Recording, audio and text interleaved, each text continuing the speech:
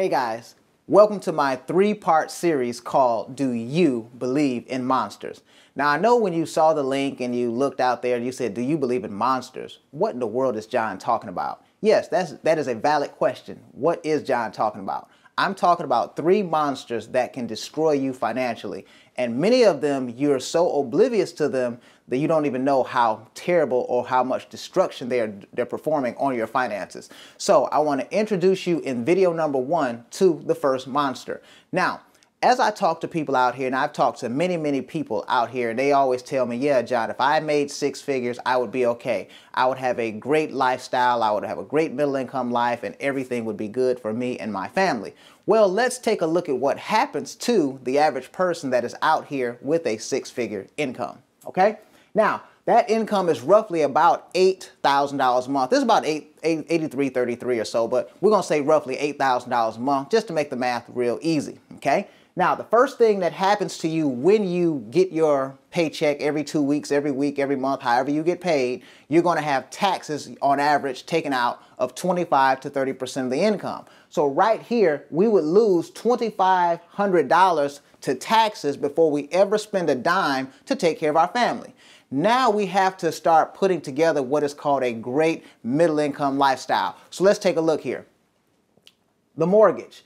I would say this is a low-end mortgage at this type of income level. So about $1,700 a month for a great middle-class home, okay, in some suburb in America. Now, on that job of 6 figures, making about $100,000 a year, that is what most people would call a good job. So we have medical insurance premiums of roughly about $700 a month to take care of medical for our family, okay? Now, we would have 2 vehicles. This is a husband and a wife. Now, we would have 2 nice, decent little vehicles, maybe a fully loaded Honda Accord or something like that, or a fully loaded Ford Taurus, about $500 to $600 a month. We would be buying those vehicles, or we would take it up a notch and get us a luxury vehicle, like maybe a Mercedes or a BMW or a Lexus on a lease at roughly $500 to $600 a month. So now we would have at least $1,000 a month going towards car notes, and I've seen it a lot higher. Now, utilities. We can't live in the home and not have lights and gas and things and water going on. So we got a little bit of expenditures here for utilities, about $600 a month.